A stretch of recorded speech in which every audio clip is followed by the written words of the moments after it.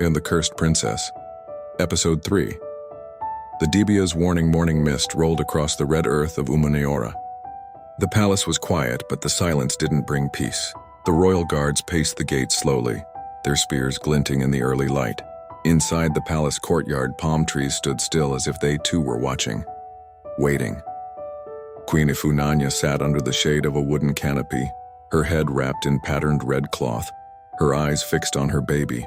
Amarachi lay in a woven basket padded with soft white cloth, wearing nothing but a beaded waistband and tiny coral bangles on her wrists. She looked peaceful, but her mother's heart wasn't. Her eyes, the queen whispered to herself, why do they shine only in silence? Why does the wind change when she cries? Ezen Kemakonam entered the courtyard, dressed in a leopard-patterned isiagu, his face stern. He had summoned the Dibia again. The Dibia arrived before sunrise, barefoot, his dark skin painted in white lines, cowries around his neck. He carried a calabash filled with ashes, feathers, and kola nutshells. He didn't bow when he entered. Instead, he looked directly at the baby. She has begun to dream, the Dibia said. Last night, the fire in my hut refused to go out. I saw her walking among spirits. The queen looked up, fear rising in her eyes. She is only a child. The Dibia turned slowly to face her. And that is what makes her dangerous. The king clenched his fist. Speak clearly, seer. What do the spirits say?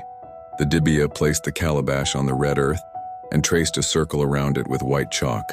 There is a woman, he said. A woman once cast aside. A woman with fire in her heart. She has sent a shadow into the girl's path. If the child walks alone, she will carry a curse meant for another. Silence. Queen Ifunanya held Amarachi tighter. Who is this woman? The king asked. The Dibia said nothing. He only looked at the king, long, deep knowing. The king turned away. Far from the palace, Lolomaku ground herbs in a stone bowl.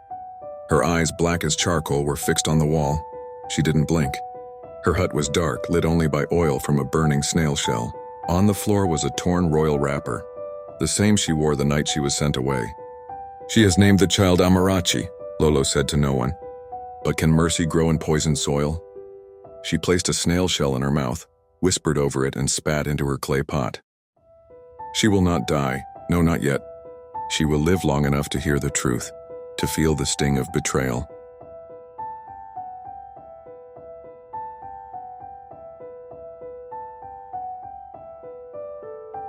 The Dibia picked it up. She must not step into the forest before her 13th moon, he warned. If she does, she will return with more than footsteps. She will return with questions and voices. The queen's hands trembled. The king nodded. She will remain in the inner palace.